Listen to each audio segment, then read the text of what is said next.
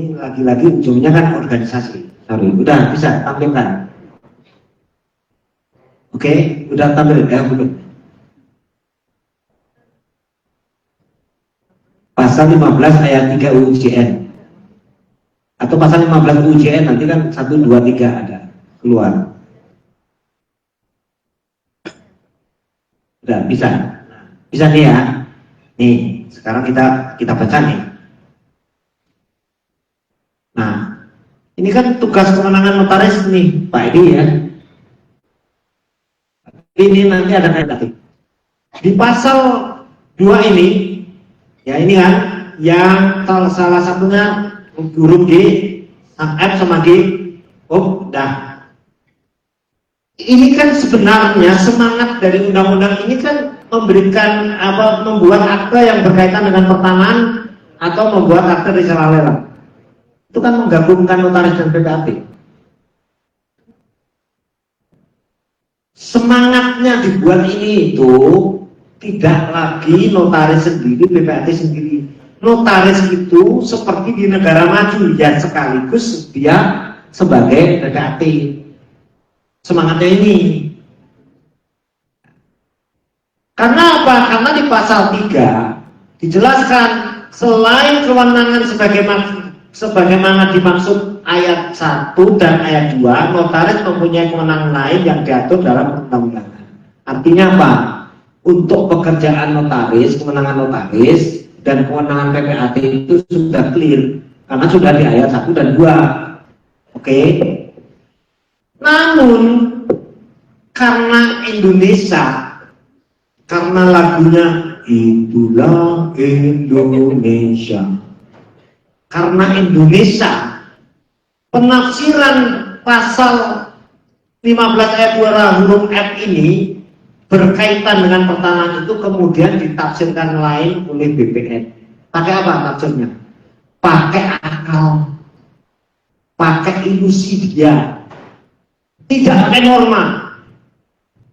Kalau pakai norma, mestinya semua transaksi, semua masalah berkaitan dengan pertanahan diatur di peraturan dia sendiri 3798 Junto 24 2016.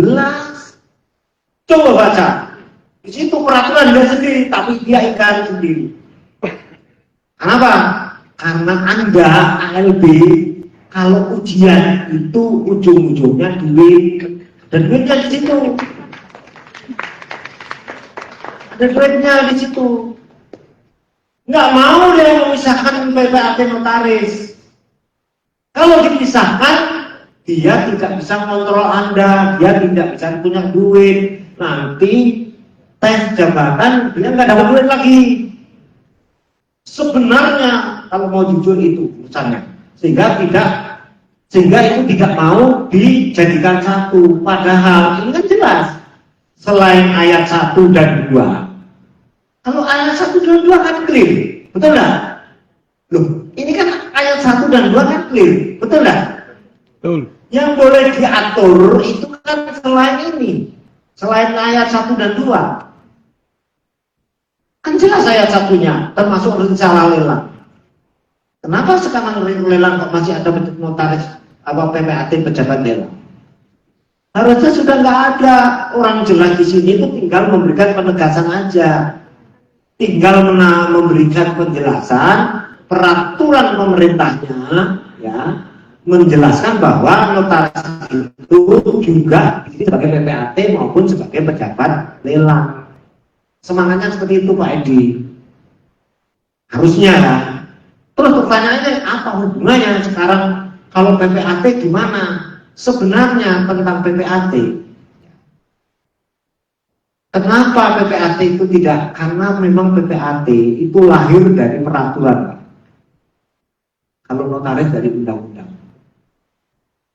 Kalau dalam istilah administrasi pemerintahan ini atribusi.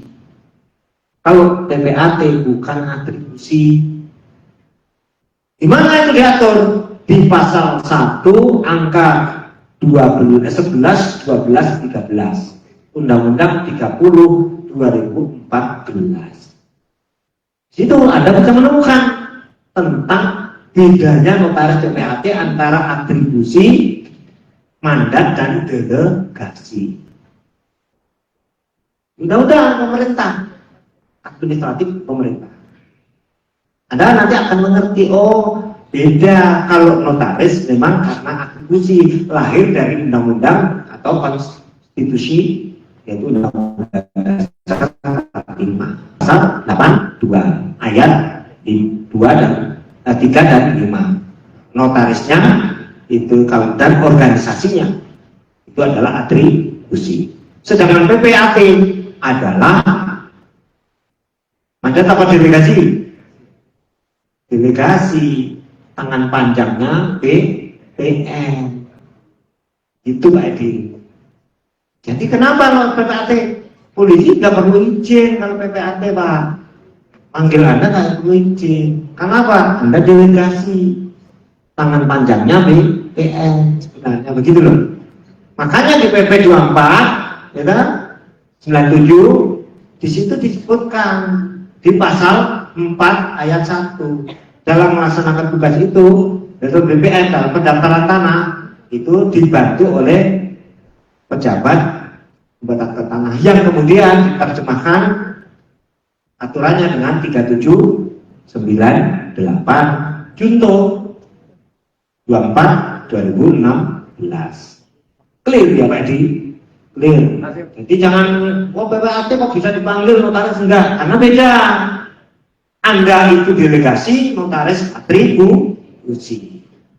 Undang-undang pasalnya sudah tak kasih, nanti bisa dibaca.